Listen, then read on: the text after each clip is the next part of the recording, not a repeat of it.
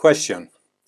There are some spiritual teachers who say that getting an answer to a question, meeting a spiritual teacher, or having an experience of higher states of consciousness can be achieved only when it becomes more important to us than breathing.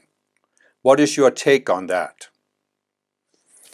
Well, if you watched any of my videos, you'll see that I always strive to go beyond the polarized approach that goes towards the extremes. I don't go to the center, I try to go beyond the whole scale where there's two polar opposites. So I understand where the question is coming from, because there are spiritual teachers out there who will say this. It has to be more important to you than breathing before you get an answer to a question or meet your teacher or whatever. And it's not that there is not some validity to this, because if you look at most people on Earth, right, they are not interested in anything spiritual. They are not even aware that you could systematically raise your consciousness. The whole idea that you can raise your consciousness is just not on their radar screen. So obviously, if you really want spiritual growth, you have to be willing to make an effort. You have to be willing to put in some work, and so you have to have certain priorities set. If, as I say in all of my videos, free will is the basic law of the universe. So if there are still worldly activities, worldly experiences, material goods you want to own, if this is more important to you than spiritual growth, then obviously you're not really going to attain much spiritual growth. So you have to reprioritize. And I have, of course, done this myself. When I first found the spiritual path when I was 18, it really shifted my priorities in life, where that became the most important thing for me, the most important aspect of my life.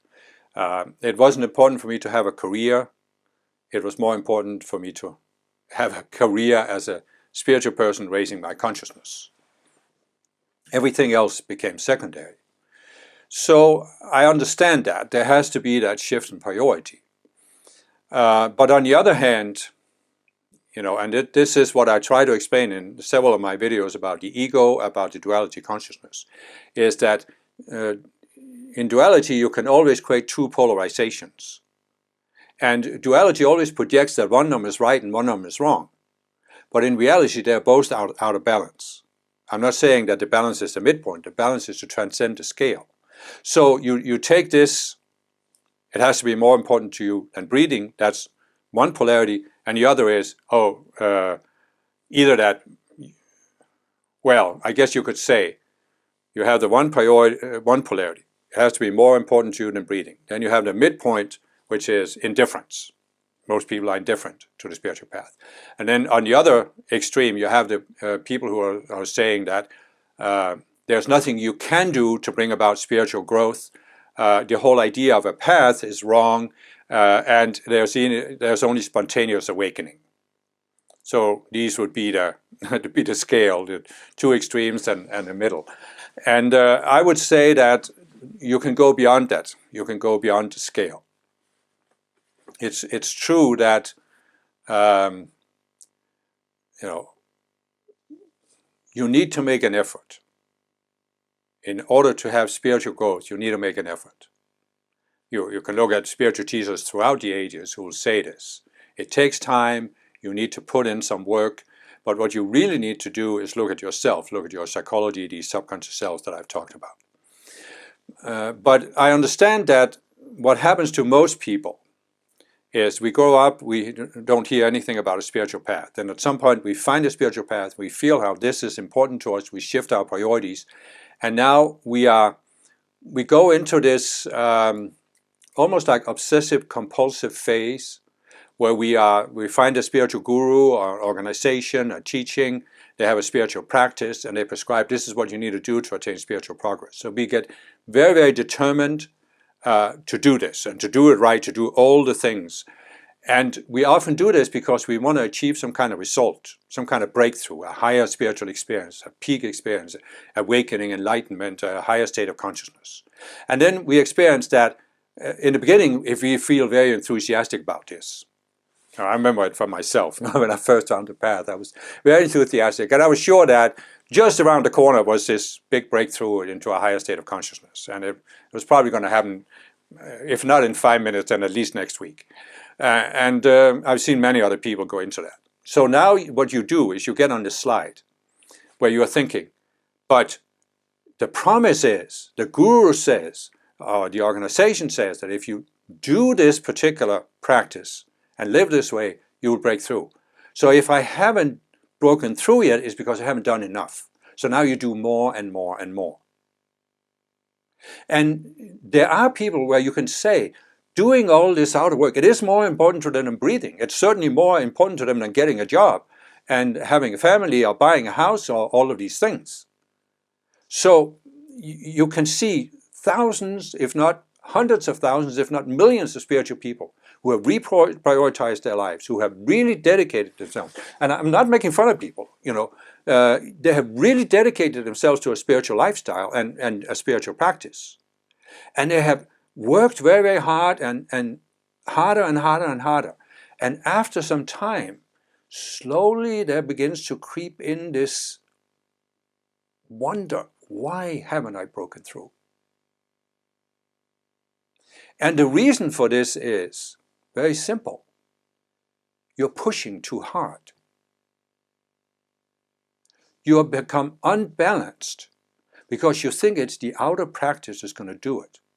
And you think practicing the outer practice, whatever it is for you, is automatically going to produce the breakthrough. But this is what I have said in several videos. It's the outer path, because the real path is about shifting your consciousness, and that requires you to look at yourself. Look at the subconscious mechanisms, the subconscious cells, as I call it, and resolve them. But you think on the outer path that doing the outer practice, if you just do that enough, you don't have to look at the beam in your own eye.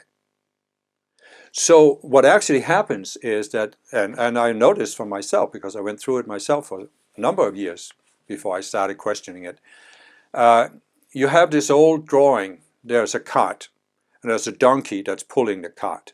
And there's a man sitting on the cart with a long stick, and there's a carrot hanging from a string in front of the nose of the donkey. And the donkey keeps pulling the cart because it thinks, oh, any minute I'm going to catch up to the carrot and get the carrot. But of course, it's actually by pulling the cart, pushing the carrot ahead of it. And that's what we do when we get so obsessive compulsive about a spiritual practice. We are pushing the breakthrough ahead of us. However, that doesn't mean that I'm advocating that we should go to the opposite extreme and sit on a park bench in London, as Eckhart Tolle describes, and wait for the orange to drop in our turban. There is a middle way. There is a middle way to be found. And,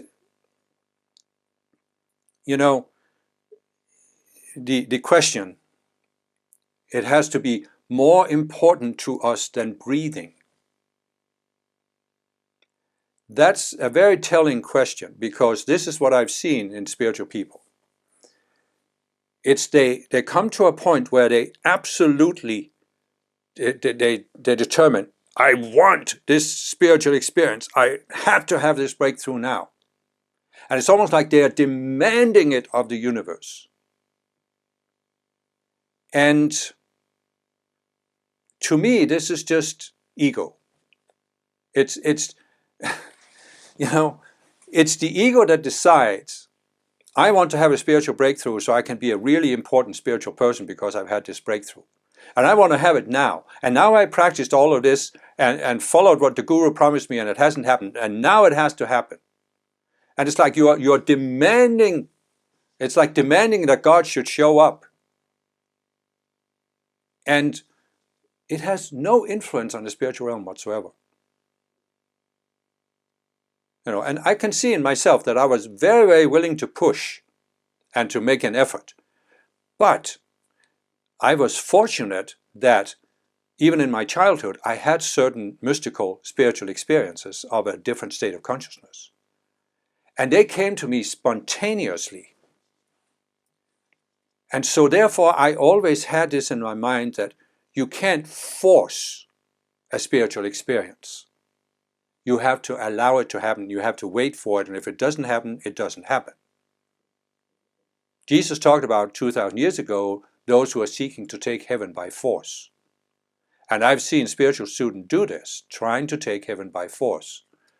And it either doesn't work or it gives them a false experience because they get in contact with some false teachers in the mental realm usually who give them some kind of experience, but it's not a true spiritual experience. So what I'm saying is you have to have a combination.